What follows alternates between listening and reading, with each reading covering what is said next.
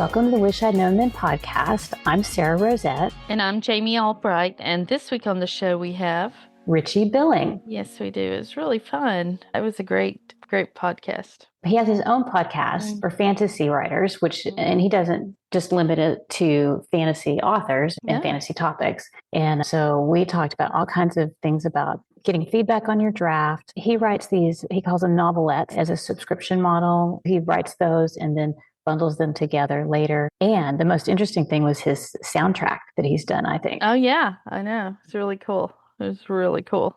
Yeah. So he talked about how he created that and how he's using that to give his readers just extra dimension to the story, I think. Would you say? Yeah, because you can download it and listen to it while you're reading. It's so cool. Yeah. Yeah. So that is coming up. And we have Ingram Spark again this week as our corporate sponsor. We'll talk more about them in a little bit. What have you been doing? Oh, just writing. Not much else. I get up every day. I get my clothes on, fix my hair, put my makeup on, and I go to Starbucks and I write. And now they know what I'm doing there. So if they see me on my phone, one of the baristas will say, Jamie, are you supposed to be on your phone? I may have to find a new Starbucks because I don't want people in my business. Anyway. Too much accountability. I know, exactly. But yeah, so I'm there every day. I'm writing every day. Some days I get 3 or 4 chapters revised. Some days I get 1. It just depends. But I'm going every day. I did my second launch workshop last Sunday, and it was so good. It really just went so well, and I was really pleased with it. I'd like to do more workshops. So I was just thinking maybe if our listeners had ideas, workshops they would like me to do, let us know. That would be a great thing. Please send us a text. That's the easiest way. And just let us know what topics you would like us to go deeper into. We would love to hear it. Yeah, that's really it. I had a consultation this week, a private consultation this week I was the one doing the consulting. I don't know how to describe this. Gosh, my brain I'm not feeling great today, y'all. So my brain isn't working. But anyway, we were talking, and one of the things that came up that I had not considered with this book that I'm writing is I've been saying my audience, it's enough like my other stuff that my audience will probably read it. The problem is I don't think I want my romance audience buying it to begin with because of also bots. I just had not considered that. And so now my new goal obsession is how am I going to launch this book, get the right also bots, and keep my current readers from buying it. At least in the beginning. For at least a week or 2. Yeah. Yeah. And the problem is Amazon's going to send out an email. BookBub's going to send out Goodreads. If I do a Goodreads giveaway, it's going to send out it's really hard to keep it separate. It's hard, but I really need to try. And I don't want to go and say, hey, y'all, don't buy my book for a couple of weeks unless I have to. If anybody has any suggestions or ideas, one of the things that had been suggested to me was do a short pre-order, a couple of week pre-order, and run some real targeted Amazon ads to other books like my book. Yeah. So that's so that you populate them. The problem is on launch, if I get a bunch of romance authors, romance readers buying that book, it still could mess them up. I don't know. It's a real dilemma. And unless you did direct sales. That's true. Early, and you sold it to your list early, and hopefully your biggest fans would buy it from you. Yes. And you could sell it to them first and get 90 to 95% of the that is a income. Really great idea. Yeah. And maybe you wouldn't have to limit them. You wouldn't have to try and eliminate them. Yeah. But, problem is most of them are Q readers, but so you don't know how many, but it would be a good experiment too. Yeah. It would be a good experiment. You could see. Yeah. That's the only way I can think of because they're going to find out about it. They're going to find out. So I don't know how you would, unless you had some sort of incentive for them to wait. If you had something like hey, if you wait and buy this 2 weeks from now, you will get this special download or something. I don't know how you do that though. I don't either. So anyway, it's a dilemma, but if anybody has any thoughts, I'm all ears. But anyway, that's me. What's going on with you? I am almost done with my section of the trope book. I've been working on that a little bit, and Jennifer Hilton and I have been emailing back and forth about it. We're to the stage where we basically have a draft, and now it's the editing and figuring out what we want to keep and get rid of and make sure everything's clear. That feels good to be at that point with that. Yeah. I've had a couple of podcasts this week. We did one, it will be on somebody else's podcast that will come out soon. And I had another one that was a mystery focused podcast. And I was actually very nervous about it because the way it was set up, it was a game. I won't give anything away, but I'll talk about it when it comes out. But I was very nervous. It reminded me of when we started this podcast. I could hardly do anything before recording time on the day of recording because I would be so nervous. And now it doesn't bother me. Yeah. But when we first started, I was just a nervous wreck and I couldn't really concentrate. So I was like, oh, thank goodness it was early in the day. Yeah. So you didn't have to think about it all day. Yeah. Yeah. And then the other thing I want to mention was about Charlie Kirk, because I feel like that is something that has changed the way I'm communicating with my readers. And we've always been honest about what we're doing and how we're feeling about things. So I emailed my list, I think on Friday, I sent an email. I didn't refer to it specifically. I just said it's a difficult time right now and things seem very dark. And when I feel like that, I'm a Christian, so I pray. And then I said, and another thing that helps me escape is escaping into entertainment, like books and movies.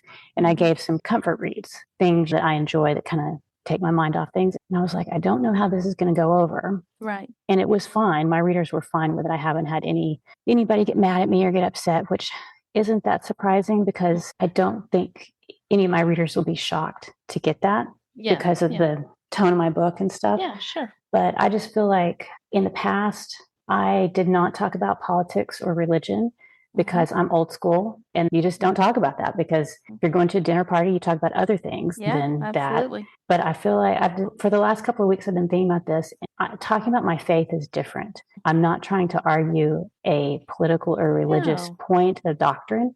I'm just saying this is my experience. So that's what I'm doing now. And I even had an email from another author who's on my list who's, they're wondering if I need to say anything about this. So I would say if you're worried about it, take some time and kind of figure out how you could approach it with your audience if you feel like you want to do that. So that's what I'm experiencing right now. And so far, my readers have been very receptive and kind about it. I wasn't sure how it would go over. Yeah. So look at Sarah being all radical.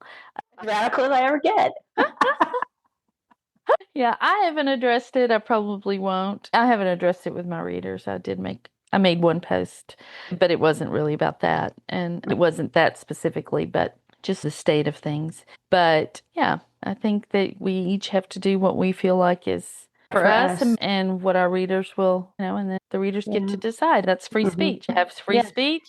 And then the marketplace decides. And I'm totally okay if somebody doesn't want to even have a mention of that and they want to not listen to my stuff or not buy my books, that's fine. Yeah. Because there are people who have said things that I haven't agreed with and it's my choice. Do I want to continue to buy their books or not? So that's just life.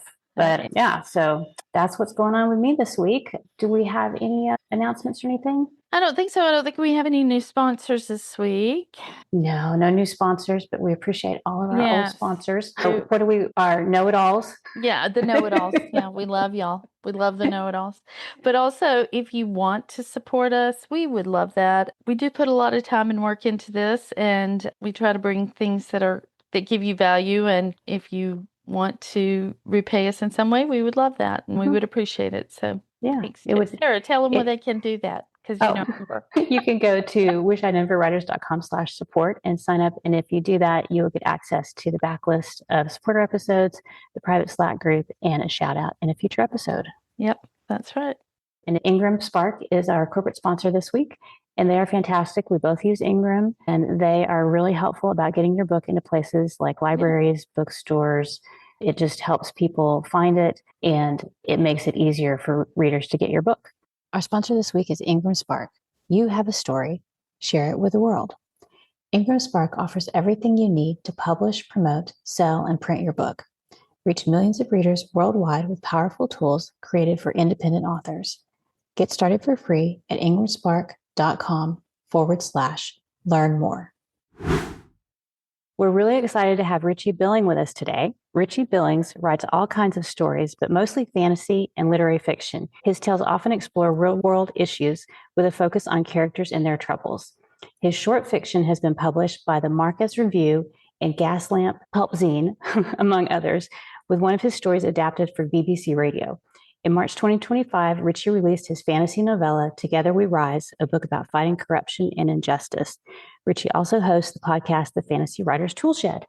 Amazing. Thank you very much for having me. How are you both doing? We are fantastic. Tell everybody where you're at in the world. In a city called Liverpool, if you've heard of it. More well known nowadays for football. Historically, the Beatles led the charge for the city. Very good. Tell us how you got into writing. I never wanted to be a writer growing up. I didn't think that was a thing I was capable of doing. When I got to college, I just really found that I loved writing essays, as boring as that sounds. And then when college finished, I was like, I've got nothing to do now. I liked the project.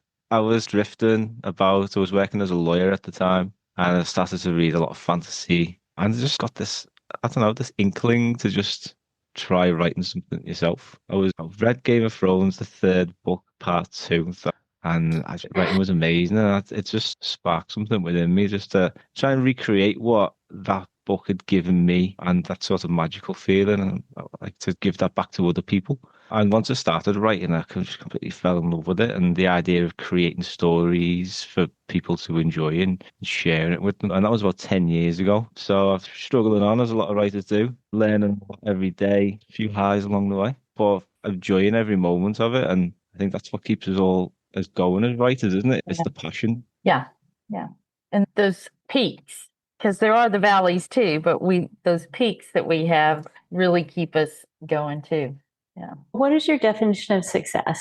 Is it a good question? It's a tricky one because I'm one of the people who sets themselves, gets there, and I'm like not satisfied. But I suppose one sort of thing I've done this year anyway, where I've looked back and I thought, yeah, I'm proud of that. I feel like it was a success.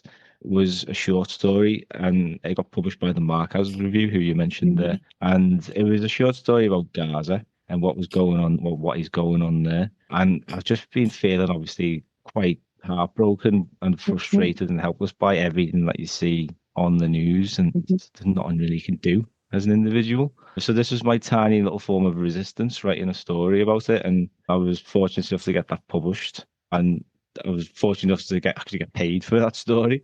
And I donated all that to charity in Gaza. So for me, that was a success.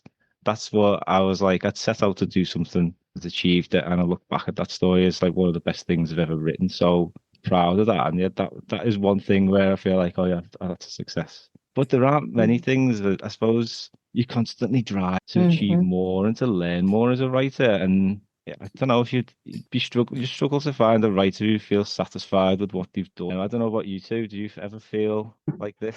We talk about how long you got. How long you got. Moving the goalpost, and you achieve one thing and taking time to celebrate it, because sometimes you don't really do that. You just keep moving, and you got to take some time. It's not healthy, is what we've come to the conclusion of. It is not healthy. And like we said, there's deep valleys that you go through as a writer, especially if you're like a longer fiction where you just basically it's you for months on end.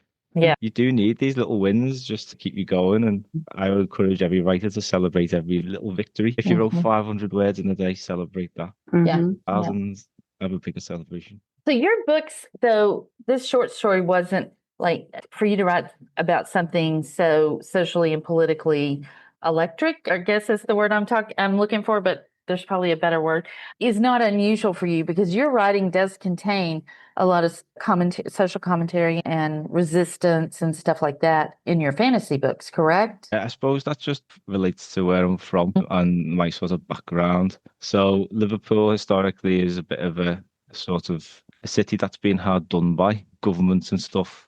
Yeah. I've taken a bit of an unloving approach to them. So the people of Hook feel that sort of resistance to like injustice and stuff. And also my family are all Irish. There's a lot of injustice there. Growing up, I ended up being a lawyer. And so fighting the injustice there. And I really loved that part of my life, but I couldn't do it for the rest of my life. But I still work in law, so I haven't given it up completely. But it's that sort of fighting for the little guy. That's what I love most. And I love an underdog story more than someone standing up to the big guy and leading the charge for everyone else. Which is Ireland's history in a lot of ways. Yeah, definitely. Not to act like I know a lot, but from what I know, yes, it sounds like it is. But I would think that would lend itself really well to fantasy, those types of themes, because all genres let us look at our world. We're removed and we can look at our world through the story, but I would think that would be even more magnified and true in fantasy.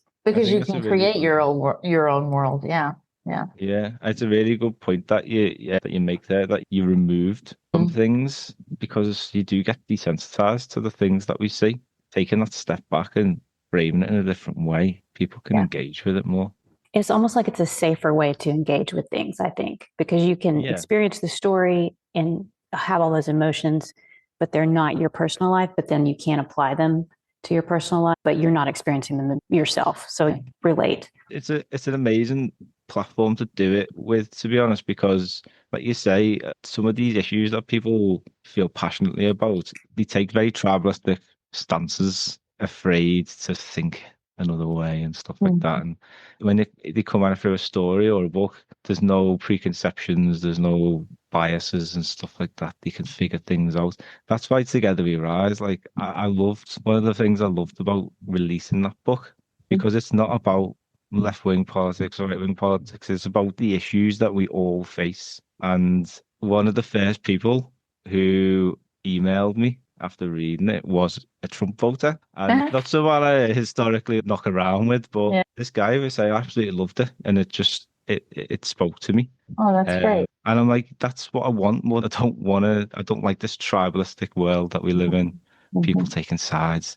We all share the same world. We're all experiencing the same issues, and books and culture should bring people together. I remember when the Hunger Games came out, and I remember thinking that was really when reality TV had just started to gain a lot of popularity. And I remember reading that book and thinking, we will watch anything on TV, even children killing each other. That is where we have come, and it's only gotten worse. Frankly.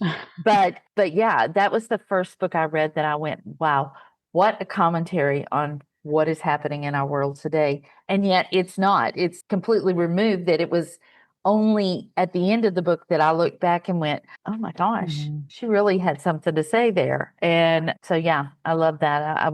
I think we all do that in our own way, but I think some genres lend itself to that better than others. I think that's great. Tell me what you wish you'd known about writing and craft when you started. I wish I'd known. Talking like it's more on the marketing side. So there's a lot of independent writers who start out, they go down the independent route. And one thing I've done, mostly independent stuff, dabbled a little bit in the traditional side. And my experience is more with the independent side.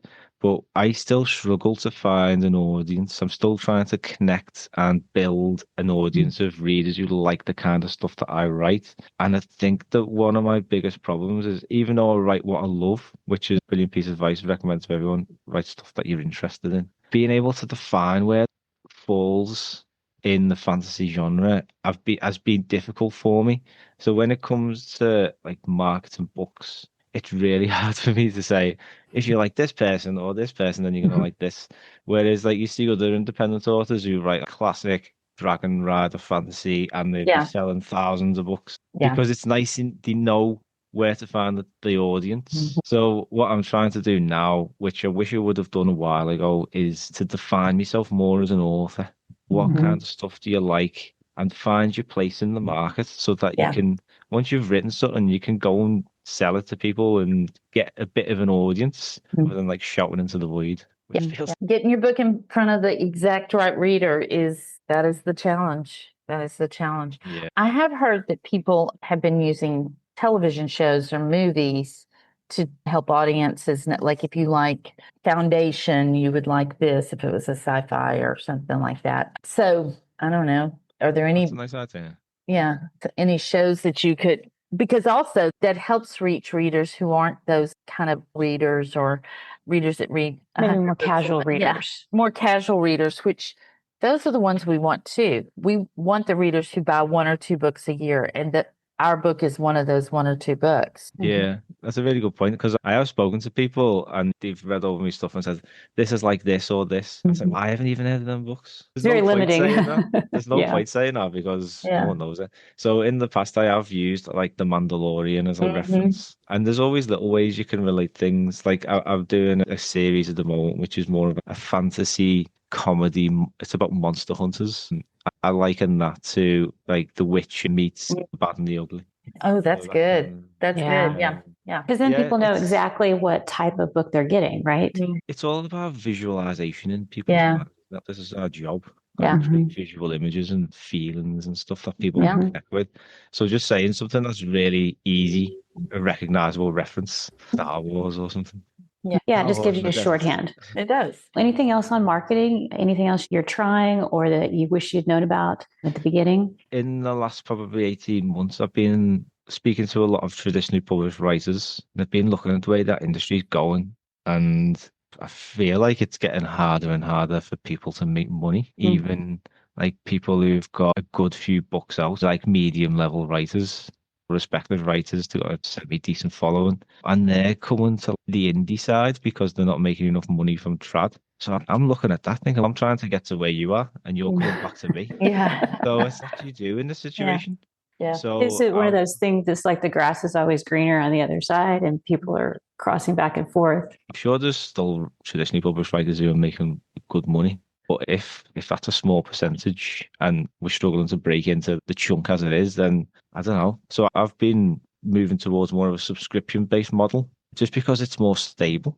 You can predict things and also using platforms like Patreon and the little add-ons that you can do with like your website and your mailing list.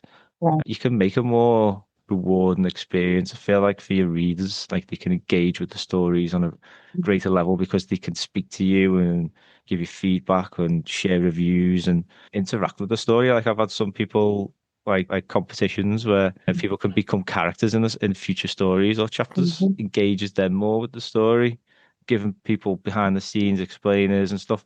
So I'm trying this subscription model as opposed to focusing on bringing books out and doing one launch and hoping for a nice chunk of sales and then watching it languish for another few months after that. So Yeah. I don't And know. it's hard because it takes a long time to write a fantasy book for most people.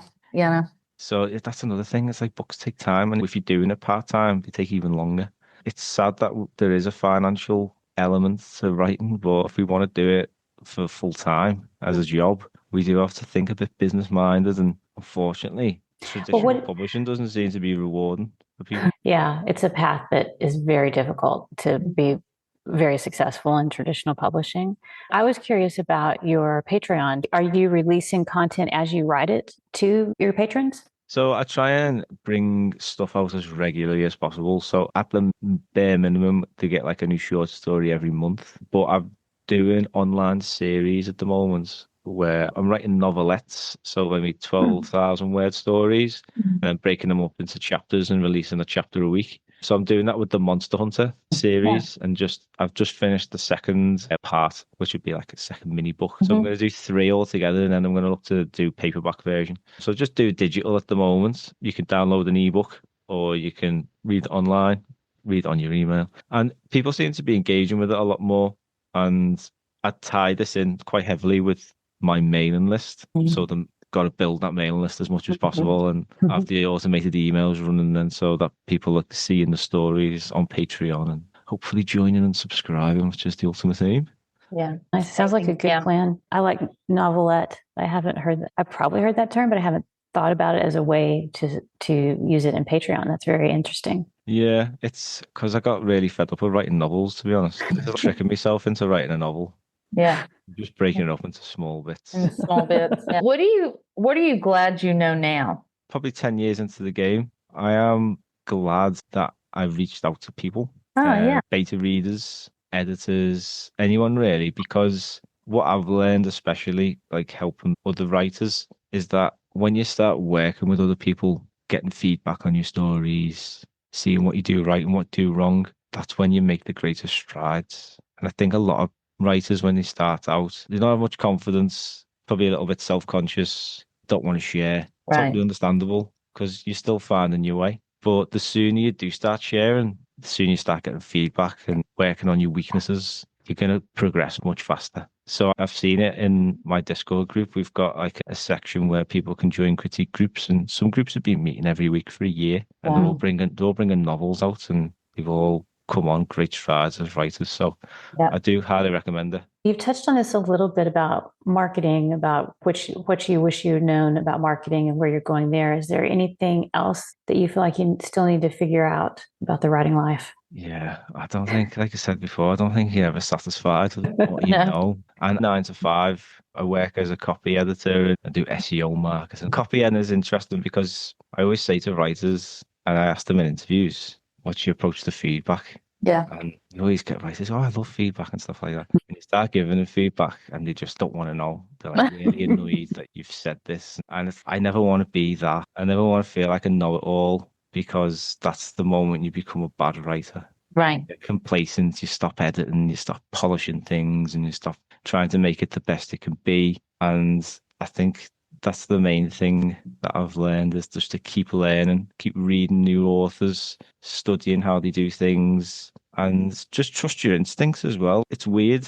I don't know if you've ever found this, either of you, when you go through a time where a certain type of book is just grabbing your interest, and then it starts filtering through to your writing, and then all of a sudden you start writing these kind of stories that you never thought you would have ever tried. Yeah. Or incorporating things that you hadn't thought of that maybe aren't common in your genre, but sometimes you can find something that gives your story a new twist or something fresh by reading outside your genre. Yeah. I do think on the feedback thing, though, there's a point where you could get feedback, in my opinion, a little too soon. I attribute my success to a critique group for sure. And we met every week for a year. We all put books out.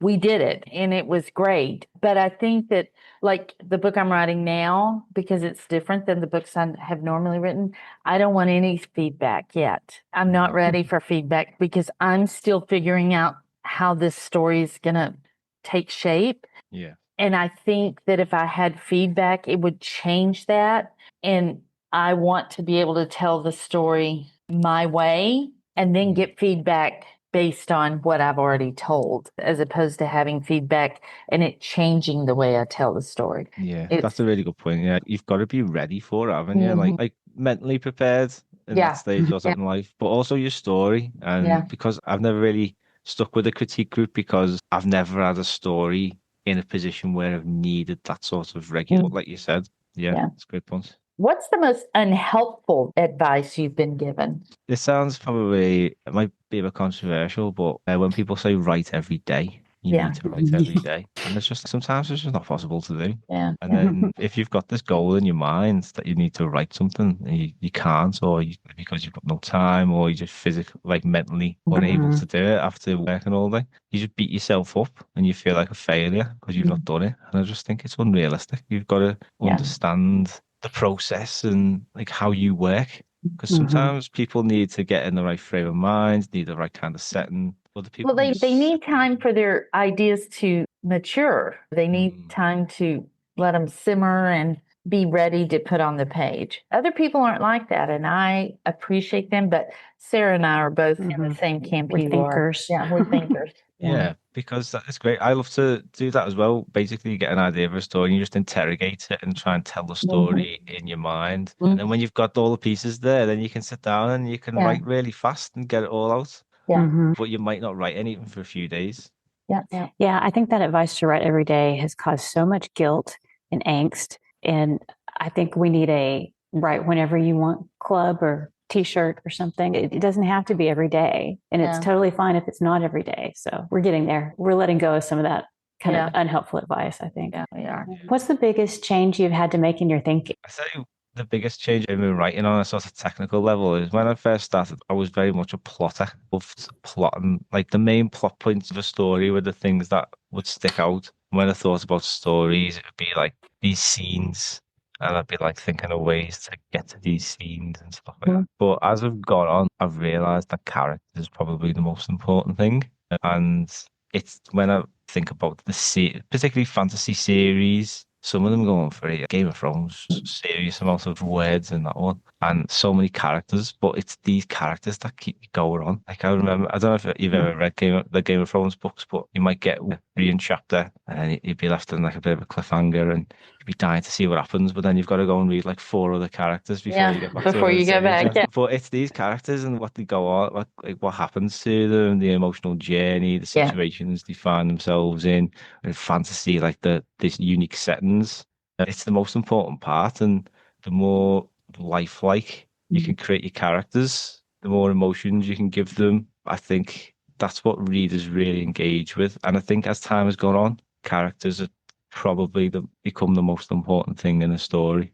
I don't know what you two think about that one. No, we agree. Yeah. We agree. Yeah. I was very heavy into planning my mysteries in the beginning because that's a big part of a mystery book. But now I'm more like you. I'm more interested in the characters. I think that's what people remember because nobody has ever emailed me and said, "Oh, I love that plot so much." I love the characters. Yeah. Yeah, my books are just one big feel fest. So yeah, it's a very little plot. The mysteries are interesting. The Detective Inspector Rebus novels, like another really famous character in a crime mystery setting. And he's never been able to write any else because people just want Rebus. Yeah.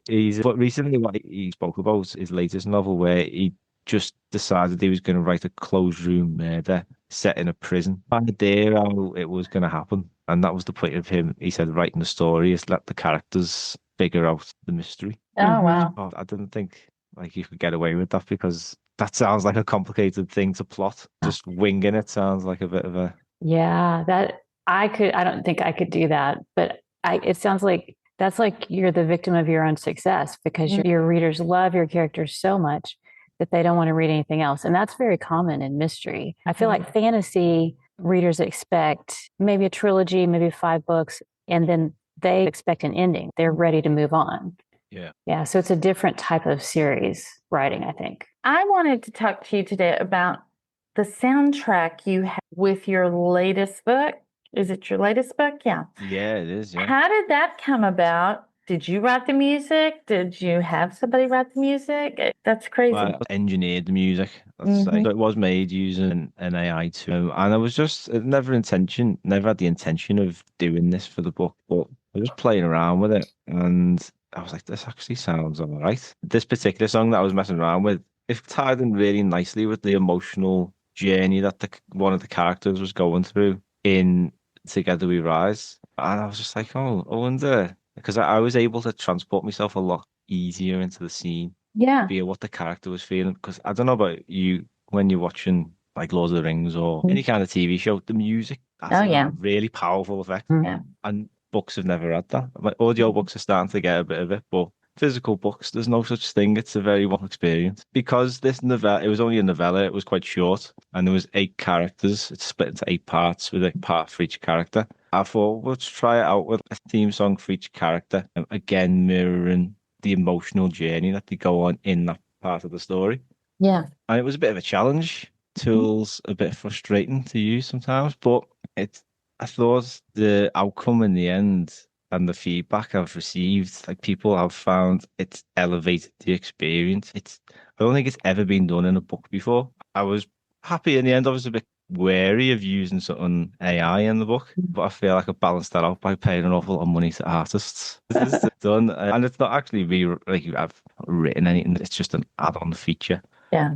I personally do like it. I've created another song for which I've just brought out today, the Monster Hunter series I mentioned before. And I don't know, you've got to have a listen and see what you think yourselves. But I'm really interested in looking at ways to make the experience for readers like better and taking advantage of these new evolving technologies and bringing in different sensory sides of storytelling. I think it's really cool. Yeah. Not for everyone. No, I think it's a great way to add to people's experience of the book and make it memorable. So did you start writing, or did you use it when you were writing for inspiration, or did it come about later as a add-on to the book? It was more of an add-on. So I'd written the story, and because one of the main reasons why I want to do it is it's to take what is on the page and make the reader connect with it more. So sometimes you miss like the nuances of emotions and stuff like that. And if there's like quiet parts of a chapter that are building up into something like a big dramatic moment, then you can feel it coming. And that's what I tried to do when it would have been a lot harder for me to make it as I was going because I needed to know what was happening, the sort of peaks and troughs of the chapter, to tailor it around and engineer it. And how do readers get it? How do you deliver it to readers? Oh, yeah, that's a great question. Yeah, so paperbacks, it's just a QR code at the start of each chapter. Oh, okay. Quick scan, and then it take you to YouTube and you just listen to it on YouTube. On an ebook, it's just a quick tap. And I was chatting with someone because currently getting the audio book made for Together We Rise, and apparently you can incorporate music into that. So I need to have a chat with the narrator to see if there's anything that can be done. Oh, wow, yeah. For the audio book. But yeah, I do feel like authors, especially indie authors, they get a little bit wary of trying new things. And I always just think you've got nothing to lose, really. If you're doing it with your reader in mind, then it's only going to be a good thing.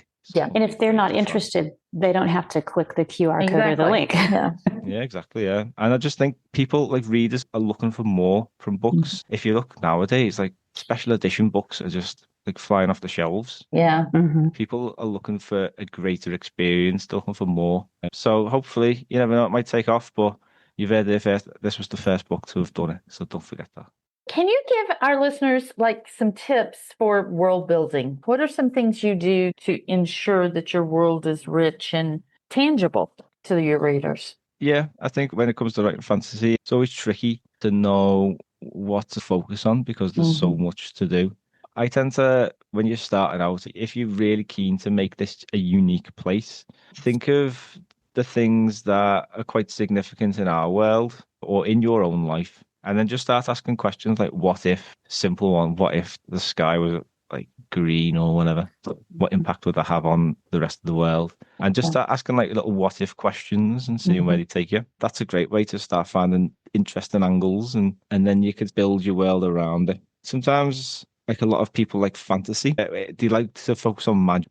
And it's definitely one of the most distinguishing features of fantasy stories, the magic. Now, there's a big debate. I always think with fantasy authors as to like how much you define your magic system. Like Brandon Sanderson, there's going to be a lot of hard and fast rules for magic. Like you can't do this. There's this consequence and stuff like that. And the more you define something, the less magical it becomes. I think it becomes more like science. And that's why I don't really like Brandon Sanderson's books. It's because they're quite like hard and fast. But if something like is a bit mysterious, I always quite like that. That's more magical. So it depends on, again, it depends. Like some readers really love that kind of stuff. They love the detail. I guess the little science pods in real life. Yeah. So just have an idea of, before you start writing your fantasy, what kind of reader's going to appreciate it? Is it going to be more of the diehard fantasy fans, or probably someone like me? I'm a bit more on the sort of lower side of the spectrum. I just like the sort of light fantasy elements. Yeah. And that then dictates how much world building you need to do. If it's just going to be quite light on the fantasy side, you just build as you go. You don't have to spend hours, or Tolkien spent 20 years building Middle Earth. You don't have to do anything like that. You just build as you go. Some people, they get lost in the world building. They find that more enjoyable. So everyone's got their own preferences, but I do feel like if you just do world building all day and no writing, then it's procrastinating. That is a trap, isn't it? Yeah. Do you ever have to go back and fill things in, like you get into the story and you realize you have to add more or change something? Because it would seem like if you created some magic rules and then you think, oh, this isn't going to work, how do you handle that? Yeah, that's a right for a rewrite, isn't it? Not a very fun rewrite of that. Edit. Yeah. Yeah. But I know, like George R.R. Martin, he's said in interviews in the past that he's created things or added things into a previous story, and then he's in future books he's written something else which contradicts that. So he has to have people who read and think these out. So even the writers forget, and I'd definitely be one of them writers. Yeah, I'm probably more on the not hard and fast rule, because magic is chaos. It's chaos, and who knows what's going to happen. You could always make up some reason things had to change, right? If you have to do something like that, you could. Exactly. This has been so great, and we've appreciated you being here, and we appreciate your time. Can you tell us what you think the best thing you've done to set yourself up for success has been? That's a good question. I think it's just to have a mentality of just being resilient, a really resilient mentality, because like we said at the start, there's going to be troughs, a lot of troughs, the deep valleys and a lot of solitary moments, a lot of quiet times where the voice of doubt is telling you rubbish and you need to, but you've just got to be quite resilient, keep going. If it's something you enjoy, just focus on that. Remember the enthusiasm you had when you started writing. Right. Try not to let anyone crush that little butterfly. Yeah, I think that's excellent advice. Tell everybody where they can find you. And you also do a podcast as well. So tell us about that too. And you just recently had Jennifer Armentrout on. I did.